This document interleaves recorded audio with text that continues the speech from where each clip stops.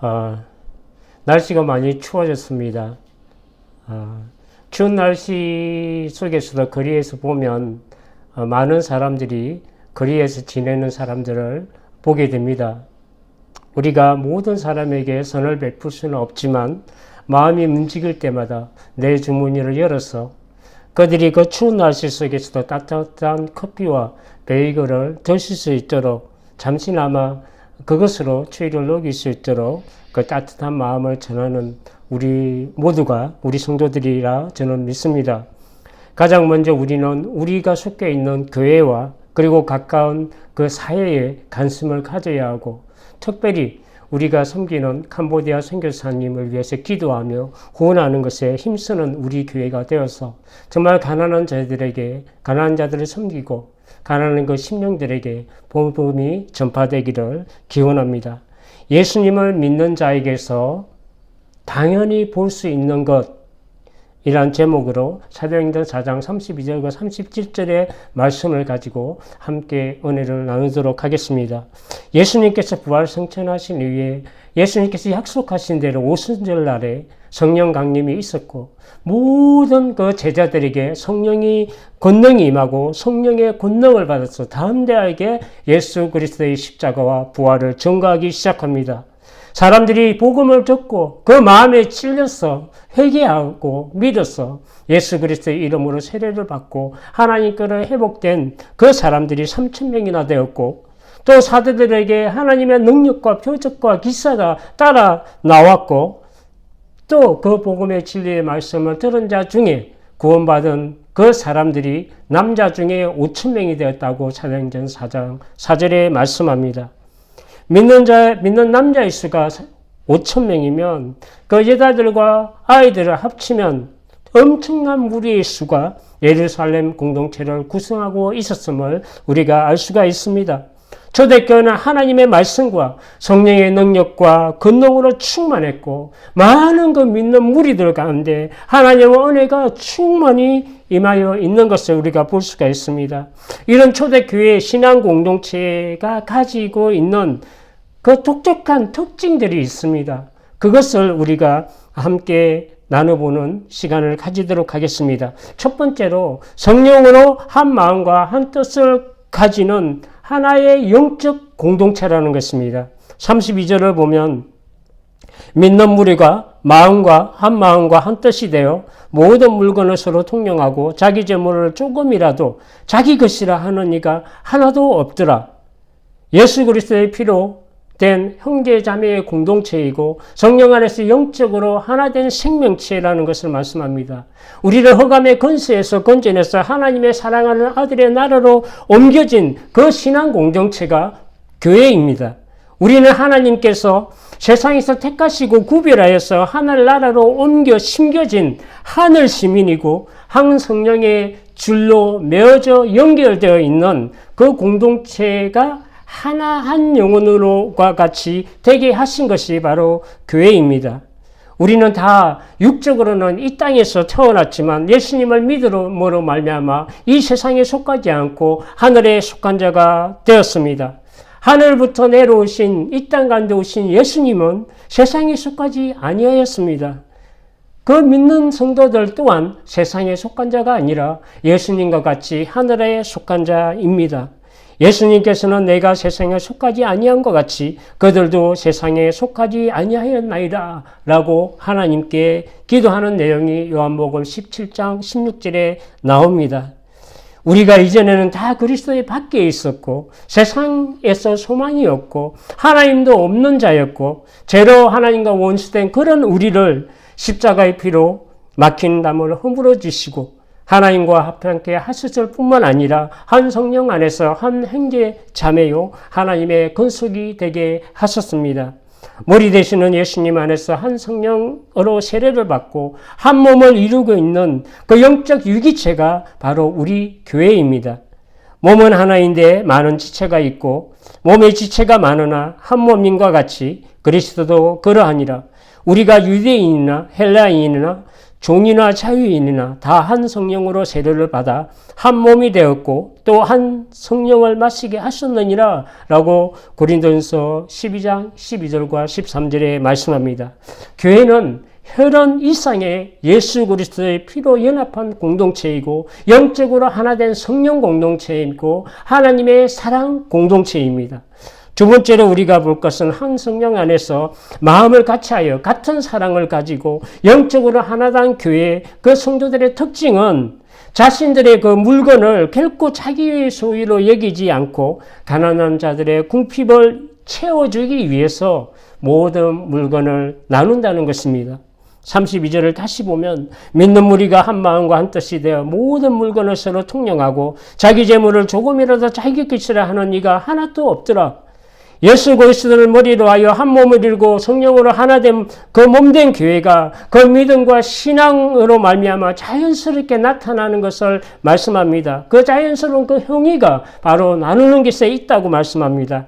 성도들이 자신의 재산을 가지고 있었으나 그것의 소유권을 주장하지 않고 공동체의 필요가 느껴졌을 때 언제라도 내어드릴 수 있는 준비가 되어 있었습니다.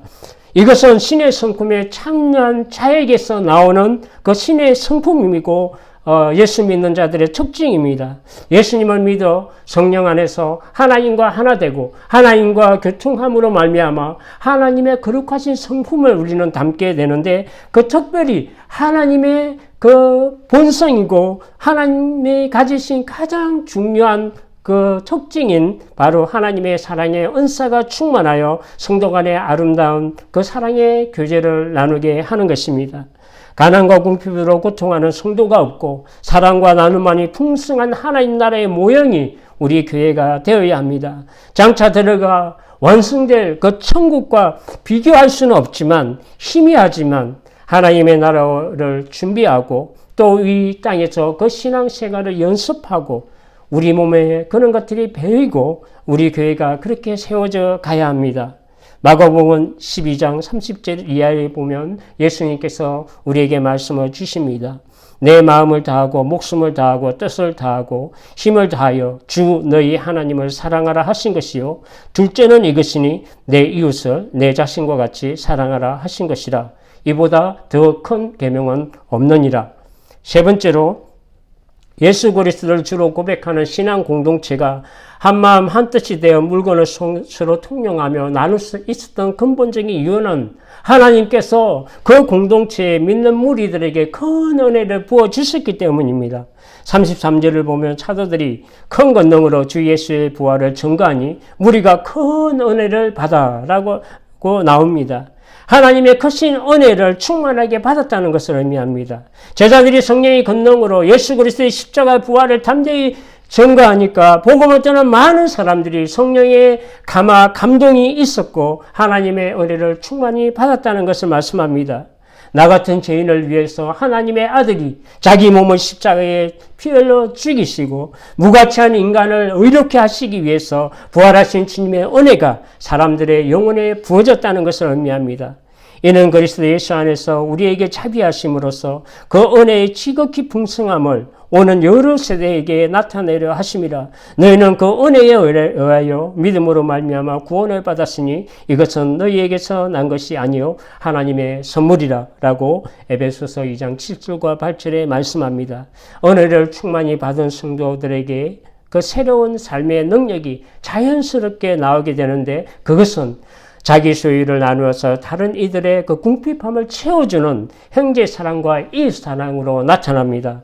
은혜 받은 성도들이 이웃에 대한 사랑과 사회에 관심을 가지게 되는 것은 조금 더 이상할 것이 없는 크리스찬의 삶의 능력이고 당연한 크리스찬의 본질입니다. 요한복음 13장 34절과 35절에 주님께서 말씀을 주십니다. 새 계명을 너희에게 주노니 서로 사랑하라. 내가 너희를 사랑한 것 같이 너희도 서로 사랑하라. 너희가 서로 사랑하면 이로써 모든 사람이 너희가 내 제자인 줄 알리라 라고 예수님께서 말씀을 주신 대로 우리가 그 말씀을 따라 살아갈 때 우리 그 말씀이 우리 신앙생활과 삶의 능력이 되어집니다. 네 번째로 신앙생활과 삶의 능력은 말과 지식에 있지 않습니다. 행함과 진실함에 있습니다. 34절과 35절을 보면 그 중에 가난한 사람이 없으니 이는 밭과 집 있는 자는 팔아 그 판 것의 값을 가져다가 사도들 발 앞에 두매 그들이 각 사람의 필요에 따라 나누어 줌이라. 하나님의 말씀을 듣고 큰 은혜를 입은 성도들은 은혜 받은 상태로 머물러 있었던 것이 아니라 자발적으로 필요한 만큼 재산을 공유하였습니다. 예수님을 믿는 자들에게서 나오는 지극히 당연한 행위입니다. 이런 형제와 이웃을 향한 그 자발적인 사랑은 율법의 선한 요구를 다 이루는 것이고 이 사랑 안에 율법의 모든 것이 들어 있습니다. 그래서 사랑은 율법의 완성이 되는 것입니다. 빛의 사랑의 빛 외에는 아무에게든지 아무 빛도 지지 말라. 남을 사랑하는 자는 율법을 다 이루었느니라. 내 이웃을 내 자신과 같이 사랑하라 하신 그 말씀 가운데 다 들어있느니라. 사랑은 이웃에게 악을 행하지 아니하느니 그러므로 사랑은 율법의 완성이니라. 그리고 형제와 그 이웃에 대한 그 초대교회 성도들의 그 사랑과 나눔 행위는 한 번으로 끝난 것이 아니라 교회의 궁핍한 자들이 생길 때마다 계속되었습니다. 억지로 하지 않고 마지못해 하지 않고 자발적으로 기쁨으로 가져왔고 사랑으로 나누고 구제했습니다. 이런 사람은 하나님의 사랑을 받을 뿐만 아니라 더 많은 착한 일을 할 수 있도록 하나님께서 모든 일에 넉넉하게 하신다고 고린도후서 9장 7절 이하에 말씀합니다. 각각 그 마음에 정한 대로 할 것이요 인색함으로나 억지로 하지 말지니 하나님은 즐겨내는 자를 사랑하시느니라. 하나님이 너희 모든 은혜를 너희에게 넘치게 하시나니 이는 너희로 모든 일에 항상 모든 것이 넉넉하여 모든 착한 일을 넘치게 하려 하심이라. 내가 가지고 있는 물질이 선한 일을 위해서 팔아야 할 필요를 느끼기 전까지는 하나님께서 나에게 잠시 맡겨주신 것이라는 선한 청지기의 그 신앙이 초대교회 성도들의 그 마음 가운데 자리 잡고 있었습니다. 하나님의 여러 가지 그 은혜를 맡은 선한 청지와 같이 서로 봉사하고 섬길 거는 그 아름다운 신앙이 교회 가운데 있었습니다. 성도들이 밭과 집이 있는 자들은 팔아서 지속적으로 계속해서 가져왔고 많은 궁핍한 사람들이 지속적으로 도움을 받을 수 있었습니다. 하나님의 교회에 물질을 드리면 어느 누구든지 차별 없이 그 필요에 따라 각자에게 공정하게 나누어 주고 있었고 자발적인 그 나눔과 분배가 교회의 조직에 의해서 잘 이루어지고 있었습니다. 은혜를 입은 사람은 그 받은 은혜를 이웃에게 나누는 은혜로는 사람이 되어야 합니다. 지극히 작은 한 소자에게 물 한 그릇으로 섬기는 것이 하나님께 하는 것과 같다는 사실을 우리는 잊어서는 안 됩니다. 마태복음 10장 42절에 주님께서 말씀하십니다. 또 누구든지 제자의 이름으로 이 작은 자 중에 하나에게 냉수 한 것이라도 주는 자는 내가 진실로 너에게 이르노니 그 사람이 결단코 상을 잃지 아니하리라 하시니라. 말씀을 정리하겠습니다.